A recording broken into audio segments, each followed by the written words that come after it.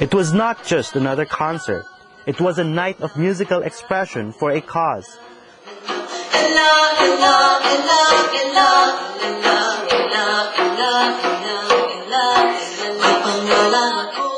With the spate of human rights violations continuing to rise in the Philippines, Pinoy Chicagoan activist groups recently staged Kabaka, Karapatan ng mga babae at kabataan, a concert of awareness to stop violence and exploitation of women and children. We just think that, having a concert or a performance is a great way to spread awareness and, and also to get the artists more involved in talking about the issues. One of the issues that we want to tackle, which is actually in part of our flyer, is about the Subic rape case, and we want to inform people about it. Unfortunately, there are a lot of people in our community na hindi sila aware of what's going on.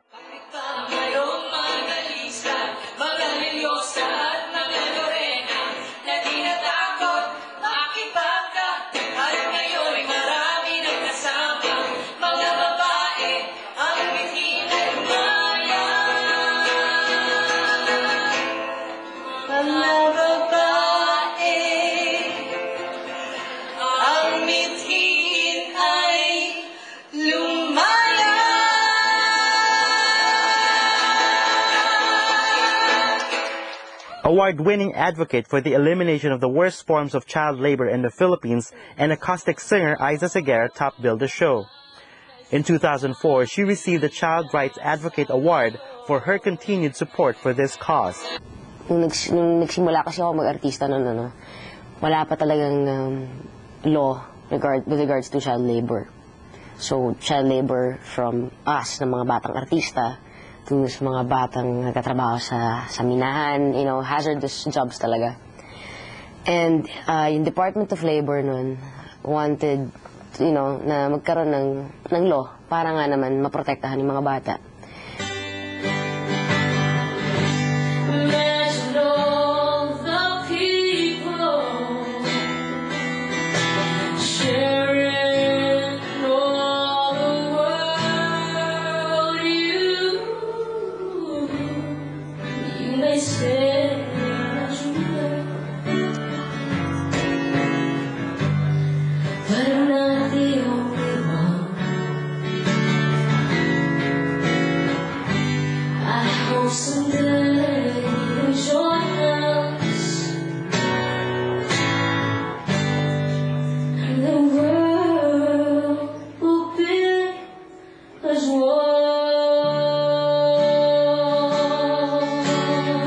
Although she started her career at a very young age, Aiza herself did not fall prey to unfair child labor practices as a child actress. In fairness sa mga kumuha sa akin, sa employers ko, they treated me well. Never nila akong pinabayaan. So, I could say na naswerte ako. Kasi para sa akin, I just think that people should be treated fairly. And I think, kids, deserve to have a life, to play. Alam mo yan, na lumaki sa isang environment na maganda to make them better people. Yun lang naman yun eh. Kumbaga, and syempre, pag may nabibigay yun, kasi sa akin nabigay eh. So, whenever you see kids na alam mo hindi nabigay yun, parang ano yung feeling na, baka may pwede akong gawin.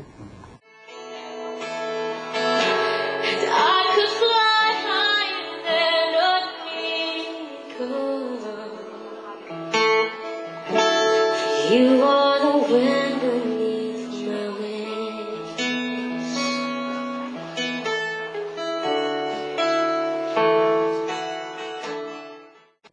Sana at least yung ginawa namin not only pave the way para maging okay yung trabaho, maging okay sa mga child actors and actresses, pero para kahit paano medyo na-eradicate na yung child labor.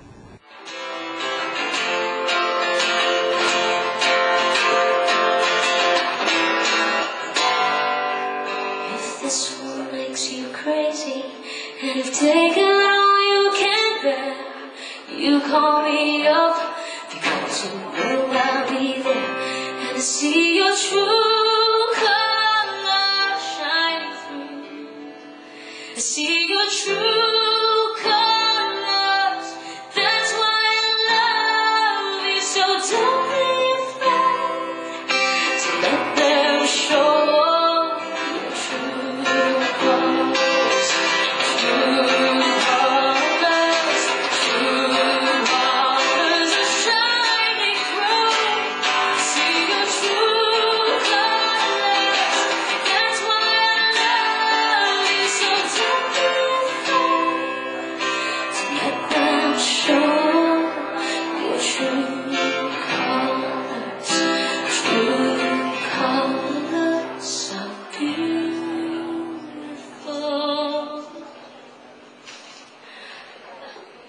like a rainbow.